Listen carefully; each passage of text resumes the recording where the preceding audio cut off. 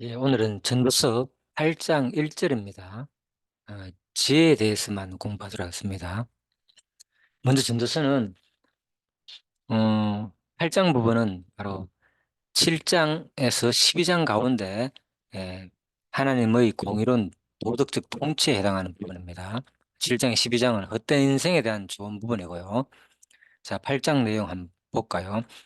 8장 내용은 먼저 두 가지로 나눌 수 있습니다. 하나님의 공의로운 도덕적 통치 가운데서 첫 번째, 1절에서 8절입니다. 해 아래 인생의 허무 극복을 위한 명령의 순복 자세다. 그리고 두 번째는 9절에서 13절 부분입니다. 해 아래 인생의 허무 극복을 위한 종말론적 근신의 자세다. 자, 그래서 큰 주제는 결국은 해 아래서 인생은 험하다는 거죠. 전도서 말하는 건. 그래서 7장 12장도 헛된 인생에 대한 좋은 부분이니까 해 아래서 그나마 인생은 험한데 이것을 어떻게 하면 좋으냐? 구체적으로 극복하려면 하나님 명령에 복종하고 순복하며 살아라. 그런 내용이죠. 두 번째는 헤아려 인생 허무의 극복을 위한 또 하나의 자세는 뭐냐? 바로 종말론적으로 결국은 마지막 하나님의 종말론적 심판이 있으니까 근신의 자세로 살아야 된다. 이게 전도서가 말하는 이제 사실 이제 결론이기도 하죠. 그래서 또 성경의 결론이기도 합니다. 모든 것은 결국은 인생이 타락하로 말미암아서 창세기 1장부터 하나님께서 태초에 하나님이 천지를 창조하시잖아요. 창조하시고 난 다음에 마지막 요한계시록 가면은 뭐냐? 결국 마지막에 하나님의 말씀대로 순종하지 않는 자는 심판이 있을 것이다. 응과 어, 이 말씀에서 하나라도 제하거나 더하지 말라. 그리고 또 그렇게 살지 않는 자는 반드시 심판이 있다는 그 내용이 바로 계시록의 마지막 내용이고, 그리고 또 하나는 예수님도 마태복음 25장에서 그죠? 어, 이제 염소 비유, 예, 그래서 양과 염소 비유 나오면서 임금이 심판한다는 내용, 예, 똑같습니다. 그래서 결국은 성경은 어느 부분을 보더라도 크게 보면은 하나님이 인간을 창조하시고 하나님이 법을 주시고 말씀을 주시고 말씀대로 살지 않는 자는 반드시 심판한다. 자, 이게 또 뭐가 연결되는가? 야고보서와 연결되는 내용입니다. 예, 그래서 하나님께서 인간을 은혜로 창조한 거죠. 인간을 이제 로마서나 갈라디아서 말하는 은혜로 인간은 구원받는다. 예, 그렇지만 결국은 인간이 구원받는 대상은 바로 반드시 그, 그 믿음은 반드시 행함을 동반하는 것이다. 그래서 결국은 하나님 말씀대로 살지 않는 자는 결국은 올바른 믿음이 아니다라는 것이 성경의 결론이고 또 그에 따라 가지고 심판을 하겠다는 내용들입니다. 자, 그래서 어, 선악에 대한 이 전도서에서도 마찬가지죠. 선악에 대한 하나님의 종말론적 심판이다.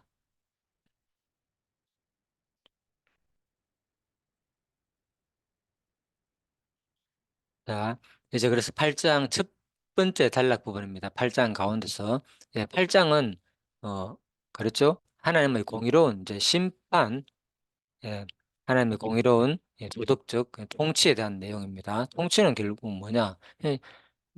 말씀대로 산 자는 결국은 하나님께서 복을 주실 것이고 그러지 않는 자는 심판하겠다는 내용이 공의로운 통치라는 거죠. 항상 성경은 아주 간단합니다. 그래서 신명기 내용도 너희들이 가나안 땅에 대해서 이렇게 살면 너에게 복을 줄 것이고 그렇게 말씀대로 살지 않으면 심판을 할 것이다. 예, 그 내용이 신명기 내용이거든요. 결국은 하나님께서 자 율법의 내용도 마찬가지고 그래서 8장 부분은 두 달라고 나눈다 그랬죠. 첫 번째 8절 부분입니다. 해 아래 인생의 허무 극복을 위한 명령의 순복 자세다. 먼저 앞부분은 하나님 명령을 순복하면서 사는 자세가 필요하다. 먼저 첫 번째 가운데서 1절 부분입니다. 1절은 뭐냐? 음, 전도자로서의 권위와 지혜의 효능을 강조하는 삽입구절의 1절 부분입니다. 자, 잠깐만요. 음,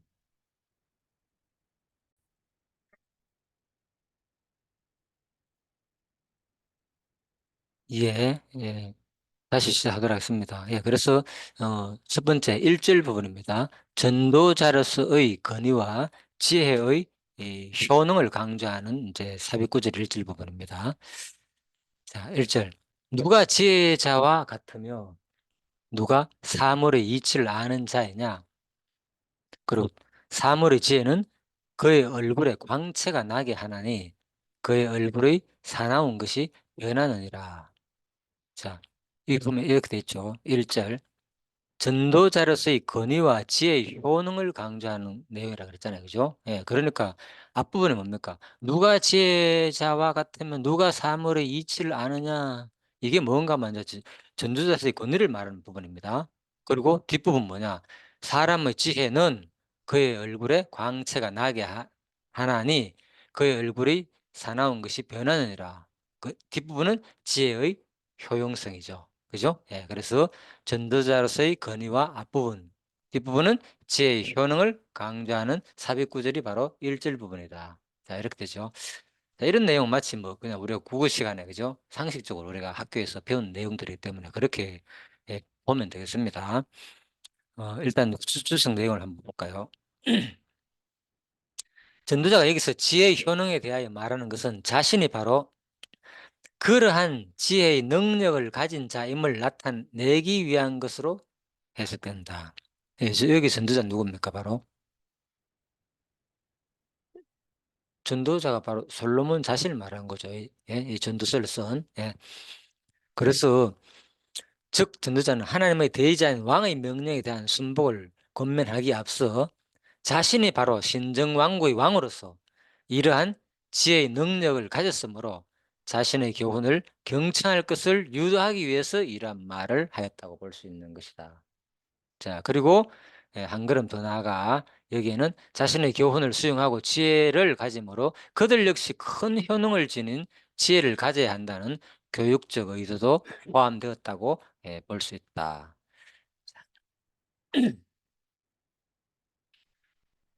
음, 그래서 이제 이 1절 부분에 대해서 어떤 학자는 이 본절을 앞의 내용에 대한 결론으로 보고요. 누가 진실로 지혜로우냐? 예, 혹은 7장에 언급된 여러 가지 문제들을 헤쳐나갈 지혜로운 자가 어디 있느냐? 등과 같은 의미로 이제 해석한다. 그러나 본절은 앞으로 전개될 내용을 유도해내는 구조를 하고 있다고 이해되어도 무방할 것이다. 예, 그래서 앞 7장과 내용과 관계되기도 하고 8장 앞부분을 미리 이 관계된 내용을 유도하는 내용으로 볼 수 있다. 이렇게 봅니다. 다시 말해서 본장에서 가르치는 참된 지혜에 대한 깨달음과 그 유익함에 대한 본질은 바로 서론적으로 개발하고 있는 것이다. 자, 그래서 결국은 뭐냐? 8장 1절은 참된 지혜에 대한 깨달음과 그 유익함과 능력과 효용성. 예. 그래서 특히 바로 지혜의 능력과 효용성은 바로 하반절에 두르시 암시되었다. 그래서 오늘 이제 8장 부분에서는 지혜에 대해서 지혜가 얼마나 우리한테 능력과 효용을 주느냐 이 문제를 다룬 내용입니다. 즉 그 지혜로 인한 심성, 마음이 변하고 나오죠. 그래서 지혜는 바로 심성, 지혜로 인한 심성, 마음이 변하고 또 그 결과는 무엇이 되느냐 바로 얼굴빛이 변하게 됨을 나타내는 것이다. 제 마음도 변하고 얼굴빛도 변하게 된다. 특히 혹자는 지혜로 인해 얼굴에 광채가 나는 것은 그 지혜가 그에게 자비롭고 은혜로운 마음을 주었기 때문으로 보기도 한다. 자, 한편 본서의 저자가 지은 자문에서도 지혜의 능력, 효용성에 대해 언급하면서 곧 지혜가 내 마음에 들어가며 지식이 내 영혼에 즐겁게 될 것이요. 지혜는 그 얻은 자에게 생명나무라 이렇게 말하고 있죠. 자, 그래서 이제 이 원어 대전에서는 이렇게 해석하고 있습니다. 해 아래서 인생의 허무 극복을 위한 그릇된 자세와 바른 자세에 대한 내용을 담고 있는 제3강화 6장부터 이제 8장 13절 부분입니다. 해 아래서 뭐 이 허무 극복을 위해서는 뭐 해야 되냐? 이건 그릇된 자세고 이것이 바른 자세다. 그죠? 그래서 이 교훈부에 해당되는 바로 7장 1절에서 8절 13절 가운데서 바로 앞부분 앞선 7장 13절에서 29절에서는 뭐냐? 신본주의적 사고와 삶의 자세를 갖춤으로써 인생의 허물을 극복할 수 있다. 자, 이게 핵심 내용입니다. 그래서 신본주의 가운데 특히 하나님의 절대 주권을 인정하는 그 부분을 강조했죠. 자, 그리고 이어 본절 9절에서까지는 본절 이하 9절까지는 명령에 순복하는 삶의 자세를 촉구하고 있다. 결국은 하나님의 명령에 순복하라는 거죠. 뒷부분은. 이것이 뭐냐? 인생 허무 극복을 위한 그릇된 자세와 바른 자세다. 그 얘기죠. 이러한 이제 본단락은 현재 교훈을 주고 있는 자신이 전도자로서의 지혜와 권위를 갖추고 있음을 밝히는 본절의 내용으로 시작된다. 그렇죠. 앞부분에 그죠. 전도사의 권위 앞부분 생각나죠. 즉 전도자는 이후 제시할 자신의 교훈에 대하여 독자들이 의문을 제기할 가능성을 염두에 두고 자신이 제시하는 교훈이 확고한 권위에 입각한 교훈임을 나타내고 있는 것이다. 자, 그 가운데 상반절은 이중 의문으로 되어 있는데 이러한 전도자의 질문은 바로 자신이 바로 그 같은 자임을 강조하는 어법이다. 자, 호쿠마 주석하고 비슷한 설명이죠, 그죠? 자신이 특히 첫 번째 질문에서 나오는 지혜자가 누구냐 이 얘기죠. 지혜자가 누구냐라고 묻지 않고 지혜자와 같은 자가 누구냐라고 묻고 있다. 이처럼 지혜자와 같은 자라는 표현을 사용한 것은 바로 누구냐? 바로 솔로몬의 겸양으로 볼 수 있다. 솔로몬이 아주 이제 겸손한 표현이죠. 자기 스스로의 겸양. 자, 이러한 겸양은 7장 23절과 관련이 있는다. 7장 23절에서 전도자는 자신이 지혜자가 되려 하였으나 지혜가 자신을 멀리 하였다고 밝히고 있다. 그죠? 이 표현과 본문의 표현을 결합시켜 보면 전도자는 자신이 완벽한 지혜자라고 말할 수는 없으나 지혜를 추구하는 자로서 지혜에 접근하고자 지혜자로 살고자 몸부림쳐 왔음을 나타낸 것으로 볼 수 있다. 그래서 앞부분에서 했죠. 7장 23절에 그죠? 지혜가 자신을 멀렸다. 추구하더라도 인간의 한계, 나약성 그 표현했죠. 아무리 인간이 하나님 지혜를 깨닫고 싶어 하더라도 또 하나님의 그 뜻이 아니고 하나님께서 깨닫게 하지 못하면 결국은 이제 우리가 이 지혜를 깨달을 수 없다는 거, 그 내용입니다.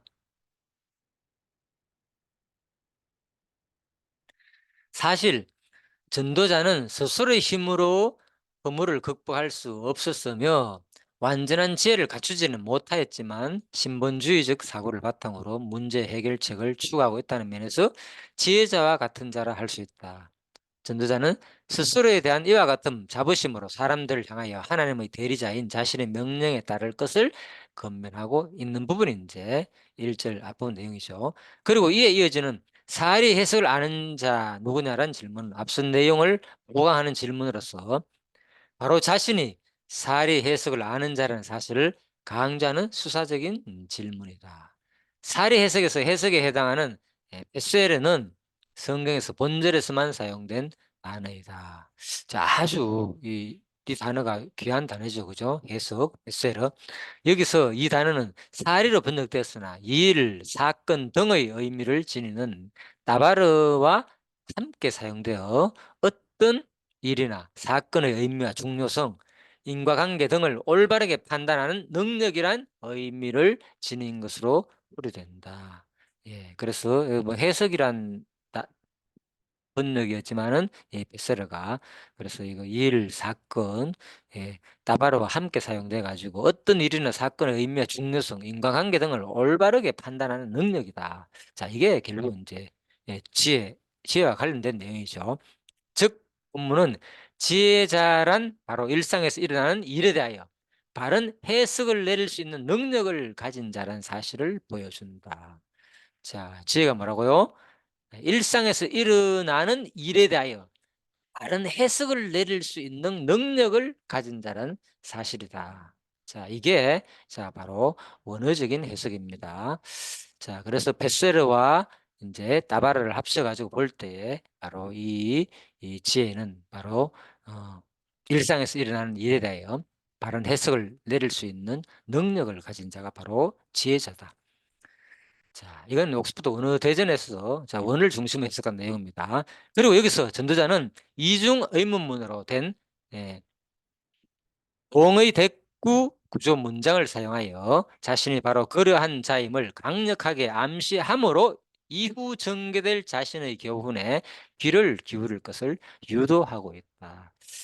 자, 조금 내용이 조금 복잡하고 어려울 수 있겠지만은 제가 이제 옥스퍼드 원어 대전을 중심으로 조금 설명드렸습니다. 근데 이거는 사실 보면 뭐 우리가 원어적인 내용을 잘 모르더라도 예, 그냥 이제 국어적인 해석만 우리가 잘 알게 된다면 큰 어려움 없습니다. 예, 전문가들이 이렇게 번역을 잘 해놨고 해석을 잘 했기 때문에 자, 그렇게 보여집니다. 그래서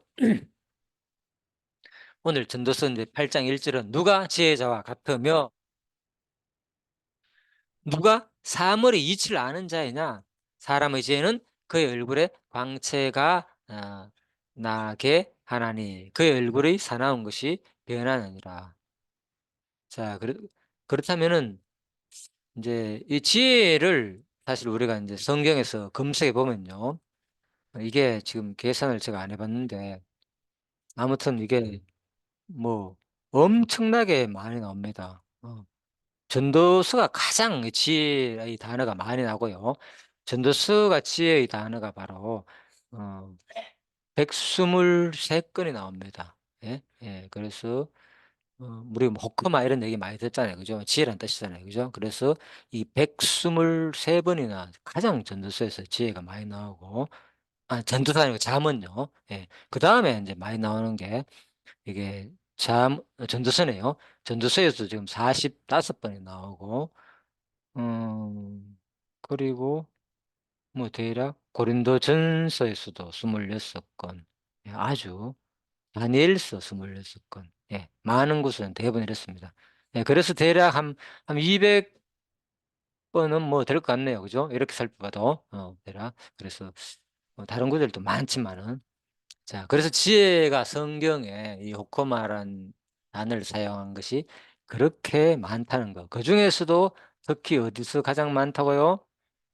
바로 잠언, 예? 잠언에서 123번이나 언급해 놨고 또 우리가 지금 공부하는 전도서에서도 45번이나 두 번째로 많이 나오는 내용이 바로 지혜다. 전도서가 지혜에 대해서 강조하는 것도 또 처음 듣죠. 예, 그렇죠. 그만큼 우리가 그래서 종합적인 이 시야를 보면은 이게 보입니다. 성경의 내용이 얼마나 중요한지. 그래서 전도서가 마지막 최후로 잠언이나 전도서가 예, 결론이죠. 우리한테 주는 지혜로운 것. 그래서 어 아까 전에 말했죠. 지혜가 뭐라고요? 여기 나오잖아요. 어떤 일이나 사건의 의미와 중요성, 인간관계 등을 올바르게 판단하는 능력이라는 의미를 지닌 것도 되지만은 이 나바로와 함께 써가지고 바로 이 본문에서 말하는 지혜란 바로 일상에서 일어나는 일에 대하여 바른 해석을 내릴 수 있는 능력을 가진 자다. 일상에서 일어나는 바른 해석. 그래서 일상에서 일어나는 모든 것들은 전도서에서는 어떻게 해석하고 있습니까? 첫 번째로 전도서 3장에서 일상에서 일어난 모든 일을 다 언급해놨죠. 전도서 3장에 날 때가 있고 죽을 때가 있고 뭐 질할 때가 있고 그죠? 뭐 때릴 때가 있고 뭐 아마 오만 내용이 다 있잖아요. 14항목이라고 얘기했잖아요. 그래서 일상에서 일어나는 모든 일이잖아요. 그죠? 일상에서 일어나는 모든 일에 대한 발언에서 일상에서 일어나는 모든 일은 전도서 3장에서 어떻게 해석했다고요? 하나님이 3장 11절에 결론적으로 말했죠. 하나님이 때를 따라 아름답게 하셨다. 일단 지혜 해석 기본입니다. 일상에서 일어나는 모든 일이라는 발언에서 우리가 내가 주체가 돼가지고 관계에서 모든 것이 되는 것지만은 인간이 주체가 돼가지고 일어나는 것지만은 현상 가운데서는 그죠? 주체가 맞고 우리가 그렇지만 근본적으로 볼 때는 그죠? 모든 것들은 모든 일상에 일어나는 현상들은 누가 주체나 하나님의 오해 가지고 모든 것이 되어진다는 거. 그죠? 예. 그래서 하나님에 의해서 모든 것이 이루어져 가고 있다는 거. 그걸 바로 아는 것이 이 지혜다는 거죠. 예. 예. 그래서 우리가 일상에서 일어나는 뭐 이런 거에 대해서 그냥 조급한 마음, 뭔가 궁금하고, 아, 이래, 뭐 큰일이 일어날 것 같고, 이런 거 아닌 이상은, 그죠? 너무 관심을 가질 필요가 없는 거예요. 그러니까, 그죠? 우리가 지금, 어, 집중이 안 되는 이유도 바로 거기 있는 거예요. 뭔 대단한 일이 일어나겠습니까, 지금? 그죠? 여기에만 그냥 집중하고 있고, 그죠? 뭐, 나올 때마다 그 다 보고하면 이게 되겠습니까? 예를 들면. 그죠? 모든 사람이 지금 공부 시간에 말씀 전하는 가운데 사람이 뭐 문자나 카톡 나가면 다 확인하고 한다면은 그죠? 그러니 거기 저한테도 올 수 있잖아요. 안 되는 이유가 모든 일어나는 일들에 대해서 '아 이게 하나님께서 다 일상을 유지해 가고 돌아가게 하는구나.' 생각하면 굳이 너무 조급하게 내가 조급한 마음을 들기 때문에 이 시간에 확인하는 거잖아요. 맞잖아요. 그래서 그런 것들도 인제 이런 지혜가 없게 되면은 막 조급하니까 '무슨 일 있나? 문자가 왔다. 카톡이 왔다.' 그러니까 봐야 되는 게 예를 들면 그죠? 그래 되는 거죠. 그래서 하나의 인제 예를 들어 설명하는 겁니다. 그래서 어 지혜는 뭐라고요? 일상에서 일어나는 일에 대한 바른 해석이다. 그 해석을 바로 바른 해석을 가질 수 있는 능력을 가진 자가 바로 지혜자다. 그럼 그게 뭡니까? 일상에 일어나는 바른 해석 능력. 첫 번째는 모든 것은 하나님이 때를 따라 다 아름답게 정해 놨다고 인정하는 지혜. 어떤 일이 일어나더라도 하나님에 의해 가지고 세상 만사는 돌아가기 때문에 내가 주체가 아니잖아요. 이 세상의 근본은 그죠? 하나님의 작정 섭리 가운데 포함 안 된 게 하나라도 있다 없다? 1도 없다는 거죠. 하나님의 작정 섭리 가운데 모든 것이 포함되고 하나님이 주체가 돼 가지고 하나님의 작정 계획을 따라 가지고 역사 섭리를 큰 역사만 아니고 태어나고 죽는 것만 아니고 대수사만 아니고 우리 일상에 일어나는 작은 일까지도 예? 넘어질 때가 있고 심지어는 일어날 때가 있고 돌을 던지고 주웠고 그죠? 그 얘기까지 했잖아. 또 심지어는 우리 심리 상태까지도 안을 때가 있고 않는 일을 몰래 할 때가 있고 이런 것까지도 하나님께서 다 하나님의 작정 섭리 뜻에 포함되어 있다는 거예요. 그러니까 마음을 그런 일상을 해석할 수 있는 우리 지혜가 있다면은 내 마음이 어떻다?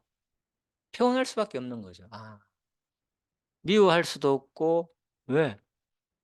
이거 상대방이 나를 않는 것을 몰래 '아 사랑이 식었네. 인제 변했네. 바뀌었네.' 막 그 순간적으로 우리가 인제 그런 관계 속이니까 이해가 되겠지만 멀리 차원에서 큰 시야로 바라보면 '아 이게 다 뭐 하나님의 역사 섭리 뜻대로 되어 가는 과정에 있구나.' 이래 보니까 상대방을 굳이 미워하거나 탓하거나 그럴 필요가 없는 거죠. 그래서 사실 제가 그 순간에는 뭐 어떤 일들이 일어나면 큰 일이 닥치면 우리가 스트레스를 받고 '아 상대방 저놈 진짜 이해가 안 돼. 어떻게 저렇게 나를 배반할 수 있고 저런 인간이' 이 말도 안 되는 일이 일어난 것 같지만은 인제 이런 하나님을 알게 되면은 여유가 생기는 거죠. 이 섭리는 하나님 뜻대로 돼 가는 것. 그걸 통해서 또 결국 뭔가 다른 일을 또 하나님은 그죠? 죽기 전까지 나에 대해서 내 인생이 다 계획되어 있는 거잖아요. 그러니까 그건 틀림없잖아요. 그러니까 인제 마음을 사실 크게 스트레스를 받을 필요가 없는 거죠. 그거를 알게 되면은. 그죠? 그래서 바로 우리가 하나님을 진짜 두려워하면서 공경하고 싶은 마음이 든다는 거죠. '와 내가 주체가 아니구나 일상에.' 그죠? '하나님께서 모든 것을 주관해 가지고 다 된다.' 자 이렇게 됐기 때문에 내 마음이 평안해질 수 있다는 거. 자 지금까지 설명드린 것은 제가 분명히 구분해야 된다 중요한 것은 바로 뭐냐? 근본 하나님의 원리적인 측면에서 설명하는 겁니다. 예. 그렇지만 성경은 이런 식으로 다 설명하지 않습니다, 저처럼. 그죠? 우리의 잘못과 행동, 구체적인 삶에 대해서 이거는 이러면 안 된다. 이래야 된다. 요렇게 하는 것이 지혜로운 거다. 구체적으로 잠언이나 전도서 내용이 특히 잠언 같은 데서 그죠? 하나하나 요렇게 하는 게 지혜자다. 요렇게 하는 거 어리석은 자다. 다 가르쳐 주고 있잖아요. 그런 교훈을 그대로 우리가 받으면서 예 그죠? 하나님 우리한테 알려주는 거니까 그대로 그냥 부모가 자식한테 얘기하면 그냥 그대로 받으면 되는 거예요. 그게 또 지혜자는 거죠. 예. 그럼 뭐 하나님 다 뜻대로 되는데 굳이 뭐 이렇게 저렇게 교환할 필요가 뭐 있습니까 그러면 우리한테. 맞죠? 그죠? 그거는 원리적인 측면에서 그렇게 된다는 것을 크게 설명하는 부분에서 하는 얘기고, 예? 구체적인 우리 삶 속에서는 이거는 이렇게 하는 것은 어리석은 행동이야. 게으르고 나태하면 안 돼. 예? 요렇게 하는 것이 지혜로운 자야. 구체적으로 우리한테 교훈해 준다는 거. 그렇죠? 예. 그래서 예, 전달하는 자, 가르치는 자도 뭐냐? 바로 구체적인 내용만 전달해 보면 자기 교훈이 되는 거고. 그죠? 그거는 세상적으로도 얼마든지 하잖아요. 보통 교사들이 가르치는 자가. 그러니까 차이가 없는 거죠. 구분이 안 되기 때문에 지금 문제는. 그죠? 예, 그래서 우리가 그런 것을 잘 구분해 가지고 구체적인 얘기만 하는 것인지 아니면 근본을 알고 그죠? 하는 건지 또 근본을 설명하는 내용인지를 항상 제가 이걸 얘기하는 거죠. 잘 구분해 가르쳐야 된다. 그러지 않으면은 성도들은 뭐 구체적인 얘기만 하면 막 부담스러운 거야. 그렇게 못 사니까 힘드니까 그렇잖아요. 성경이 예, 성경 말씀대로 대부분 잘 못 살잖아 우리가. 예? 그래서 그런 것도 어떤 의미에서 하는 것인지 먼저 알고 우리가 잘 받아들이면은 우리 마음이 정리가 되지 않겠느냐. 자, 뭐 자세한 내용을 다 하려면 너무 힘드니까 오늘은 이제 여기까지 8장. 누가 지혜자와 같으면 누가 사물의 이치를 아는 자이냐. 앞부분이라 그랬죠. 자, 전도자의 뭐라고요? 권위. 앞부분. 뒷부분은 지혜의 효능성. 사람의 지혜는 그 얼굴에 광채를 내게 하고 바로 그 얼굴의 사나운 것이 변한다. 뭐 온유하게 변한다는 거죠. 그죠? 사나운 것이 바로. 그래서 우리가 지혜를 알게 되면은 마음이 항상 편안하고 얼굴조차도 그죠? 어떤 일이 일어나든 간에 일상에서 일어나는 일이 뭐라고요? 아까 했죠. 구체적인 전도서의 해석에 하면 다 하나님의 작정된 섭리의 뜻에 의해 가지고 되어지는 일이라 해석해 버리니까 거기에 대해서 우리가 당연히 사나운 것이 저놈 죽일 놈이야 이러다가도 그죠? 하나님의 작정과 섭리를 믿으니까 바로 얼굴에 사나운 것이 변한다는 이게 바로 일상을 해석할 수 있는 게 바로 전도서가 말하는 지혜자다. 예, 근본 원리라는 설명입니다. 참 중요한 전도서가 이렇게 그죠? 또 마지막 우리한테 주는 엄청난 지혜가 얼마나 많다는 거. 그래서 사실 지혜에 대해서는 아까 그랬잖아요. 이 잠언만 하더라도 얼마가 나온다 했어요? 123건이 나온다 그랬죠. 123건. 잠언만 해도 지혜가. 예? 어, 지혜는 fun계를 알게 하며 명철의 말씀을 깨닫게 하며 지금 뭡니까? 금방 하나님의 fun계도 제대로 알 수도 있고 이 명철의 말씀도 깨닫게 하는 거. 원리와 실제를 다 우리가 알게 된다는 거. 제대로 지혜가 있는 사람.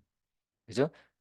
그래서 뭐 그래서 여호와를 경외하는 것이 지식의 근본이고 그죠? 미련한 자는 지혜와 훈계를 멸시하느니라. 자, 여호와 경외하는 거 이게 다 지식과 관련있는 거죠. 지혜는 모든 걸 포괄하니까 그죠? 그래서 내 귀에 2장 22절 같은 경우는 내 귀를 지혜에 기울이라. 대저 여호와는 지혜를 주시며 곧 지혜가 내 마음에 들어가면 지식이 내 영혼을 즐겁게 할 것이다. 지혜가 너를 엄력에서 말로 홀리는 이방 계집에서 구원하리니. 2장 16절 전도서 잠언. 또 몇 개만 읽어 드릴게요. 스스로 지혜롭게 여기지 말지어다. 그죠? 아까 그랬잖아요. 스스로 안 된다고. 막 지혜를 전도자가 아까 솔로몬이 추구했다 하면 지혜가 스스로 뭘 했다 그랬잖아요. 의인법 써가지고. 그만큼 우리 인간이 원한다고 해가지고 지혜가 오는 건 아니라는 거죠. 이것도 뭐 하나님의 이 은혜, 은사에 다 포함되는 내용이다. 그 얘기죠. 지혜를 3장 14절 잠언에서는 어떻게 표현하나? 지혜를 얻는 것이 은을 얻는 것보다 낫고 그 이익이 정금보다 나음이라. 자, 너무 많기 때문에 제가 성경 구절을 다 준비하면 되는데 그 시간이 없다 보니까 그죠? 급하게 하다 보니까 또 이렇게 다 화면에 띄우지 못합니다. 그냥 듣기만 하십시오. 3장 10 점은 13장 남은 3장 14절 그랬죠. 뭐라고요? 지혜를 얻는 것이 뭐보다 좋다고요? 은을 얻는 것보다 낫고 그 이익이 정금보다 낫다. 그래서 이 말씀 우리가 노년에 예? 재물, 건강, 그리고 동반자, 그죠? 예, 그래서 황혼, 어, 마지막에 누가 사느냐, 이런 것이 엄청 누가 또 친구가 얼마나 있고, 그죠? 이런 것이 가장 중요한 거라 그랬잖아요. 노인이 앞으로, 그죠? 100세 시대에 살아가는 이 시기에. 예, 그래서 우리가 먼저 가장 우선적인 돈이라고 그랬잖아요. 예. 소중하지만 성경은 어떻게 말하는 거냐? 예? 이 지혜는 뭐보다 낫다? 원을 얻는 것보다 낫다. 또 그 이익이 정금보다 낫다는 거죠. 예. 그만큼 성경은 이렇게 가치롭다는 거예요. 세상적인 가치와 차이가 있고, 그리고 잠언 3장 15절에서는 지혜는 진주보다 귀하네. 똑같잖아요. 진주보다. 네가 사모하는 모든 것으로도 이에 비교할 수 없도다. 그래서 하나님 말씀을 알고 이 지혜를 깨닫게 되면 사실 어떤 것보다도 더 우리가 더 알고 싶고 말씀을 배우고 싶고 공부하고 이 시간이 그만큼 소중하고 귀하다는 거예요. 어떤 것보다도. 네. 그래서 그 가치가 점점 멀어지기 때문에 세상적인 다 내가 왜 말씀 시간에 카톡을 확인하고 막 오면은 뭐가 왔나 일일이 그죠? 하게 한 이유가 가치가 됐다는 거요. 아직 세상사에 거기에 그죠? 막 연관돼가 혹시 무슨 일이 있나 싶어. 그 가치를 너무 두기 때문에 나도 모르게 마음이 두잖아요. 근데 가치가 분명해지면은 인제 여기에 집중하게 되는 거죠. 그렇잖아요. 그죠? 예, 모든 게 그렇다는 겁니다. 하나의 예니까 오해하지 마시기 바랍니다. 그래서 지혜는 그 얻은 자에게 생명나무라. 지혜를 가진 자는 복되다. 결국은 이런 하나님을 아는 것이 뭐다는 거예요. 생명나무니까. 영원한 우리의 구원과도 관계된다는 내용이죠. 그죠? 진짜 우리가 영원히 살 수 있는 그래서 내 아들아 완전한 지혜와 근신을 지키고 이것들이 네 눈앞에서 떠나게 하지 말라. 그죠? 예. 그래서 항상 지혜를 얻으면 명철을 얻으라. 내 입의 말을 잊지 말며 어기지 말라. 지혜를 버리지 말라. 그가 너를 보호하리라. 그를 사랑하라. 그가 너를 지키리라. 예? 지혜가 제일이니 지혜를 얻으라. 네가 얻은 모든 것을 가지고 명철을 얻을지니라. 자, 너무 많기 때문에 이제 바로 이제 제가 몇 앞부분 내용만 잠언 몇 구절만 말씀드렸고요. 성경에는 어마어마하게 많습니다. 예, 그래서 우리가 하나님을 바로 아는 것. 자, 지혜에 대한 결론입니다. 뭐라고요? 일상에 대해서. 이해하죠? 그죠? 일상에서 일어나는 일에 대한 바른 해석을 내릴 수 있는 능력을 가진 자. 그죠? 예. 일상에 일어나는 일에 대한 해석을 다른 해석 뭐라 했습니까? 전도서에 하면 일상에 일어나는 모든 해석들은 하나님의 뭐라고요? 하나님이 때를 따라 아름답게 하셨다는. 다 필요해가 가장 적절하게 일어날 일들이 반드시 뭐 일어났다는 해석. 이게 가장 뭐라고요? 지혜로운 자이다. 자, 원어적인 해석에 의하면 그 말씀드리는 겁니다. 물론 다른 포괄적인 다른 것도 얼마든지 해석할 수 있습니다. 지혜는 있지만은 일단 자, 원어 성경을 중심으로 좀 말씀을 드렸습니다. 자, 기도하고 마치도록 하겠습니다.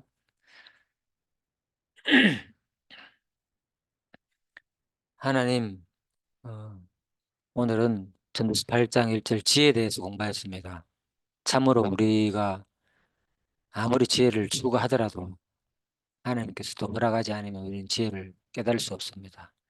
어릴 때부터 지금까지 우리는 솔로몬이 그랬듯이 저 자신도 마찬가지고 많은 사람들이 지혜를 하나님께 간구하고 있습니다. 하나님께 간구하는 이 나약하고 불쌍한 어린 이 우리 성도님들의 기도를 하나님께서 또 들어주시기를 간절히 소원합니다.